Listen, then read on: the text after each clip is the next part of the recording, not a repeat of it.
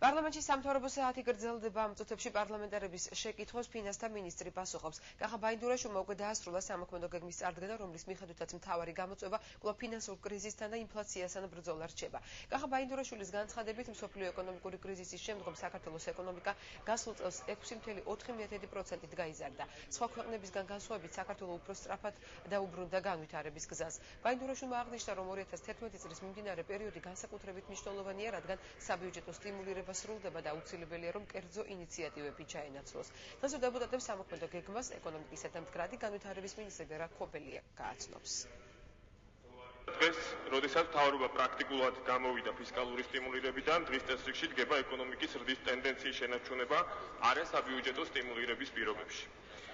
ამ რეალობის გათვალისწინებით ჩვენი 2011 წლის ეკონომიკური ზრდის პროგნოზი 4.5%-დან 6.5%-მდე, 7%-მდე მერყეობს.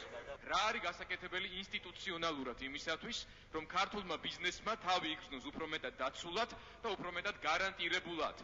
მე მხედველობაში მაქვს ის, რომ ხარ თუ არა მომხრე თქვენ იმისა, რომ ქვეყანაში ეკონომიკური დანაშაულების გარკვეული დონის დეკრიმინალიზაცია მოხდეს. პრემიერ-მინისტრი აქ 5 თუ 7 წუთის განმავლობაში საუბრობდა ბიზნეს გარემოს გაუმჯობესებაზე, საინვესტიციო ატმოსფეროს გაუმჯობესებაზე და ბატონი გიორგი გამოვიდა თარგამაძე და თქვა, რომ ამ საკითხს საერთოდ არ შეეხო და კერძო მეწარმეო, კერძო სექტორი რითი არის წახალისებული, ძალიან გთხოვთ, ახლა მოგვახსენეთო. მაშინ ბატონო კახა, თქვენ გითხარით, ბოლო წლების განმავლობაში ის ქმედებები, რაც გატარდა კორუფციის დაძლევასთან დაკავშირებით, კრიმინალური ფონის აღმოფხვასთან და შემცირებასთან დაკავშირებით, გადასახადების დაწევასთან დაკავშირებით